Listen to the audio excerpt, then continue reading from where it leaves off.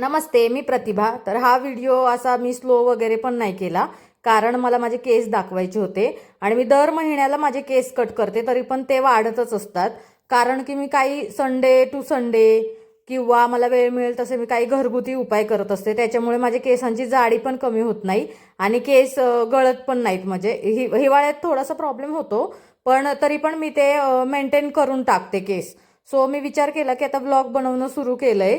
तर ज्यांना केसांचा प्रॉब्लेम आहे, केस गळतात किंवा दाट होत नाहीत, वाढत नाहीत, त्यांच्यासाठी काही असे उपाय आहेत की त्यांनी तुम्हाला नक्कीच फरक पडेल.